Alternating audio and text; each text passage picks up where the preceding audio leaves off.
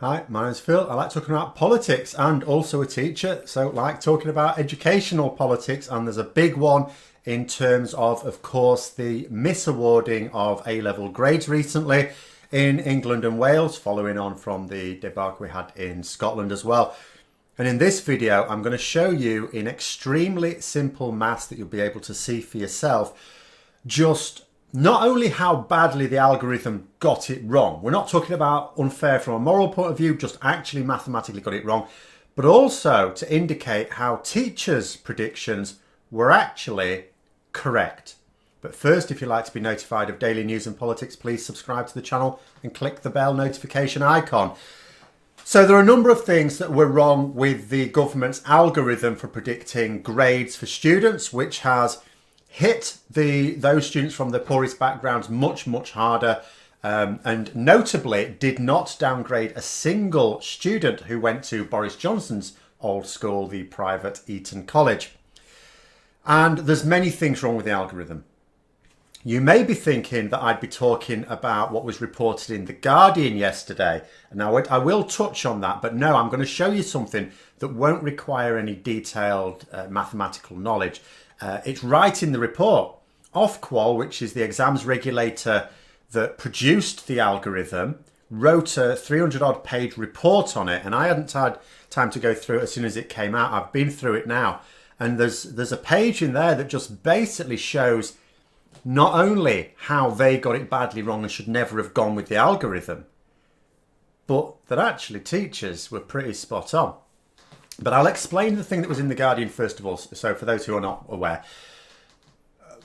It was pointing out that one of the bits of methodology in the algorithm is it works out for your cohorts, for your centre, for your class in a particular subject, probabilities of, or percentage of the class that would get certain grades.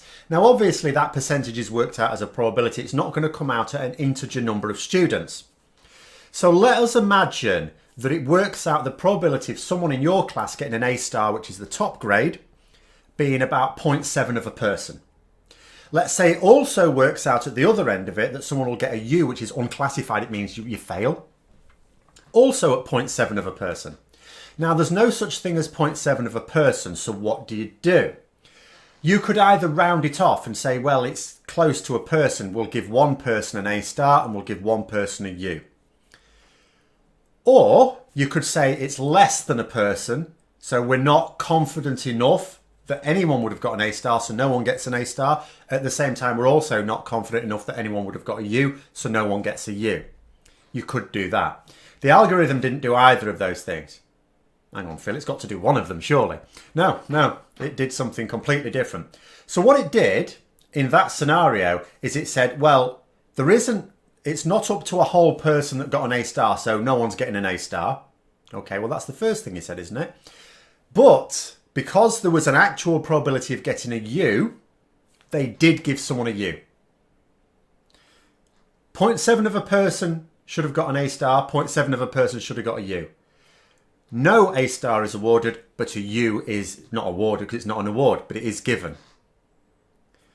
And that's why the algorithm predisposed itself towards downgrading people.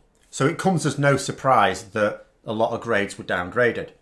But that's not the bit I'm going to come at. I'm going to come at this bit. This is quite breathtaking, seriously breathtaking. This, as you can see, is page 204 of the report. The report I have linked in the description below again. Incredibly simple to look at this.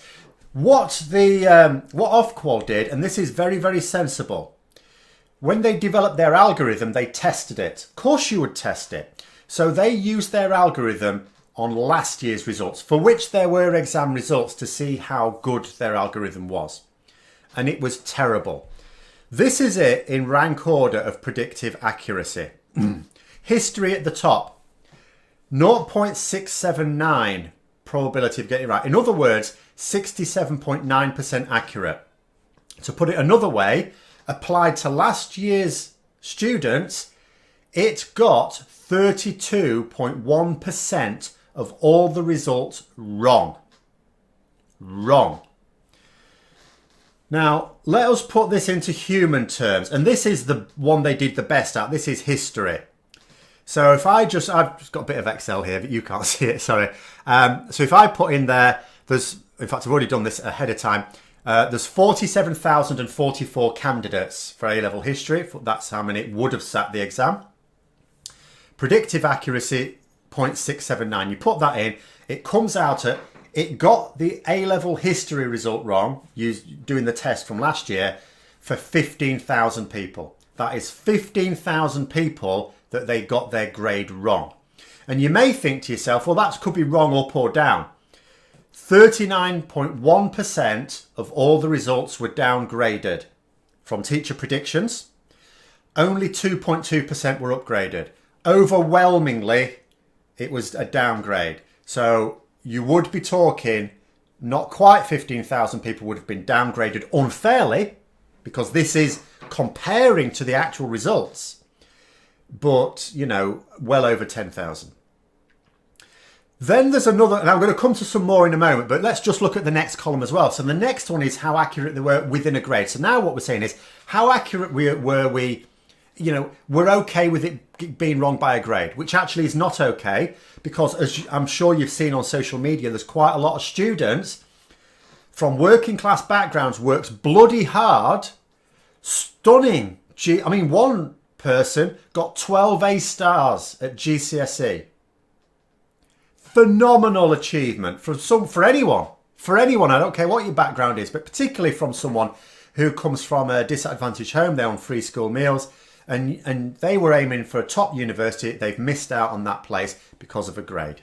So a grade makes a difference. But let's say, so what this is now saying for history is 0.986 accuracy within a grade. In other words, if I put this in,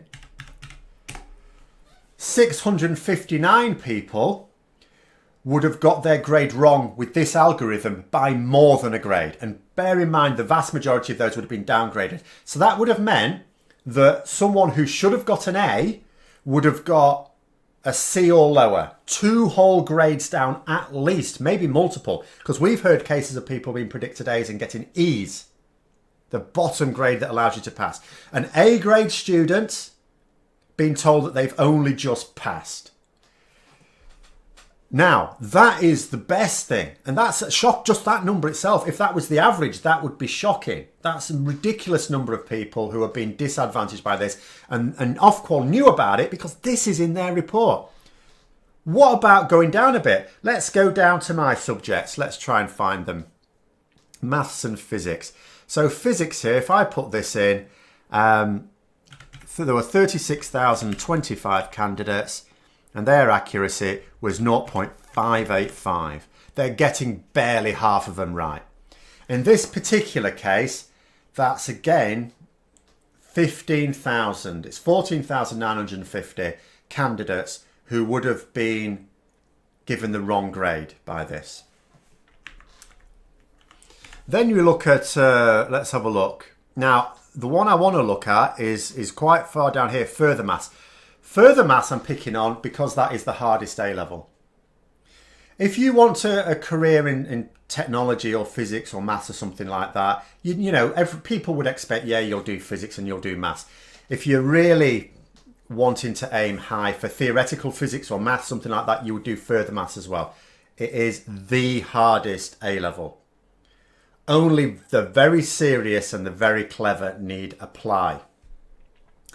So, not nearly as many candidates. Ironically, A-level maths is the most popular course, which warms my heart that so many people appreciate maths.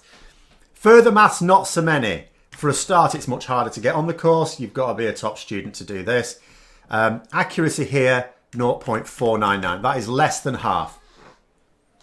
That means there's less than a 50% chance of getting your grade right with this algorithm on that course.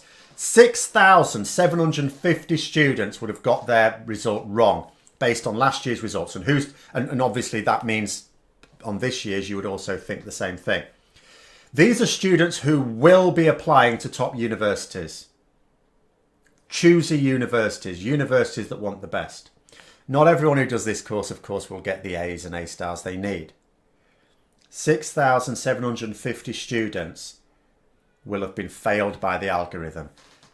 high-flying students who, if the exams had taken place as normal, would have gone on to those, or many of them would have gone on to those top universities and gone on to impressive careers. There's potentially, we're stretching a point potentially, but there is potentially a Nobel Prize winner of the future in there that had that path cut off now. And that's how serious it is on the human level. Now, I just want to draw your attention to something as well. So I'll remind you, the algorithm compared to teachers' predictions this year downgraded 39.1% of those predictions. 39.1%. Let's have a look at this. This algorithm, at best, for the best subject, history, thought that it was 32.1% inaccurate. There's a 32.1% error on its history. And it falls off very, very quickly. You can see there's only the top few subjects here, even in the high 60% accuracy. It very quickly gets down to about 61% down here. And then below, it's going down to below 50%. Italian, Gordon Bennett, the courses where there are only small cohorts, the foreign languages, dance, things like that, it's pathetic. It's Italian, it only has about a 1 in 4 chance of getting it right for you. That's how bad it is. Now, I could work out what is the average accuracy that this is coming out with. I haven't seen it. May be mentioned somewhere. I haven't seen it. I could work it out myself. But to work it out myself, what I would have to do is I couldn't just put in the numbers of predictive accuracy into Excel, work out the average, because I have to weight it according to the number of candidates. But that data is there. I could work that out if I wanted to. That'll take time and I don't need to, because I'm going to say, let us just imagine a few scenarios. Scenario 1, let's say the average works out at 60.9% accuracy. So in other words, the algorithm, if I worked out the average and it's looking at it, it'd be perfectly reasonable to suggest this. Let's say the algorithm comes out at making 39.1% errors. Because it'll not be far off. You look at the numbers, it can't be far off. 39.1% errors. Well, that's interesting because 39.1% of the grades were downgraded compared to the teacher's predictions. 2.2% were upgraded as well. So you're actually saying from that there's 41.3% inaccuracy. The algorithm is saying that teachers' predictions were 41.3% inaccurate. Their own calculations show that their algorithm is inaccurate to the tune of well over 30%. Well over 30%. So that straight away means that teachers were actually a lot more accurate because they weren't 41.3% inaccurate, because once you take away the inaccuracy that they worked out themselves for their own algorithm, you're left with a few percent for the teachers. So the teachers were at worst a few percent wrong. So straight away, in terms of this is why I always say Scotland has reverted now to going with teacher predictions. Is that still fair? It's not brilliant because it's still not bang on the money. But the reason they've done that and the reason why it's good that they've done that is because it's a hell of a lot more accurate than the algorithm. And bear in mind, the Scottish algorithm was more accurate than this one. The Scottish algorithm did not make as many errors as this one. This one is far worse. Part of the explanation for that could well be that they were offered by I think it was the Royal Society of Statisticians or whatever it is called, basically the Guild of Statisticians in this country, to check their working through, and Ofqual refused. They refused to have their work checked by the foremost statisticians in the country. The reason being that they wanted the statisticians to sign up to a gagging order for 5 years. Now you can see they weren't going to do that with good reason, because if they had, Ofqual could still have gone with this algorithm, which I think was deliberately designed to stuff over state educated students. And then they could have said, oh, well, we had it checked out by the top statisticians in the country and they said it was fine. And the top statisticians won't be able to say otherwise because they signed a non-disclosure order. So obviously they weren't going to sign that. They're not going to make the same mistake Sage scientists did. So, I mean, that is the situation. Now, in terms of, am I saying that teachers got all the predictions absolutely spot on? Not absolutely spot on, but I'll go through a couple of reasons why In practical terms, pretty much yes. So the first reason is experienced teachers do tend to get their predictions pretty much on the nose.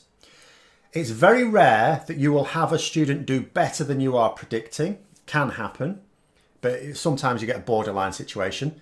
It's much more common that you predict a particular grade for someone and they end up getting a lower grade for an experienced teacher. Now I'll explain why that is. You make your predictions a month or two ahead of the actual exam being sat, depending on when your exam is being sat. So you're basing it on your experience of the extra effort that students put in. In the last couple of months before an exam, students putting in a lot of extra work can absolutely make up a half a grade or a grade, depending on where they are in those grade boundaries. So based on your experience of how much particular students tend to put in and knowing that student, you predict a grade. So let's say you predict a grade B for that student, and that student ends up getting a grade C. This happens every now and then. What are the possible explanations? Is it because that teacher's judgment was poor? Not necessarily. What it could be is that student just didn't put in the average amount of effort that students of their sort usually put in the last couple of months. Maybe they got distracted by boys or girls or something else in their life. Maybe they suffered some personal tragedy, maybe a breakup of family, something awful happened. Things like that can affect it. Similarly, on the day itself, they may just have a bad day. They may be having an argument with the boy or girl that they were distracted by the preceding couple of months. Or sometimes you just get in an exam, they're just down there, they see a particular question that throws them and it gets in their head. For all your advising of just move on and come back to it at the end, they don't. They festers in their head and they want to, I don't like that, and it throws them. And it messes with the red and they just end up underperforming in the exam. That can happen too. That will happen in a few situations. So that can explain why sometimes you will get an over prediction. It's not that it's an over prediction. And this is why I say going with teacher predictions wouldn't be a bad outcome and it wouldn't be far off, because although the stats can show that you will award more B's and A's and A stars, the top grades, than would have happened with the exams, the students who get them will just be the ones who will benefit from not having a bad day. Because the student that teacher would have predicted a B for deserves a B. They are a B grade student. It's just that their result will come out at a C just because of circumstances, which may be down to them. It may be down to them not doing enough work in those last couple of months, but it will not be down to the overall level of work they've done on the course or the level of been performing on in the course. It will just be down to those last couple of months. On the other side of the coin, you do also have inexperienced teachers who will not have the benefit of those years of being able to fine-tune their judgment based on what similar students have done in the past. So there's an element of that as well. But what this clearly shows is that the teacher predictions would have been pretty close to on the money in terms of what students deserved, and a hell of a lot more accurate than this algorithm. And this data is in Ofqual's own report. Absolutely outrageous. But anyway, there we go. Got to combine politics, education and stats. Hope you found the video interesting. Maths is always interesting, let's be honest. If you did, don't forget to click the like button. And if you'd like to support the channel further, please also click the Patreon link for details. And until next time, I'll see you later.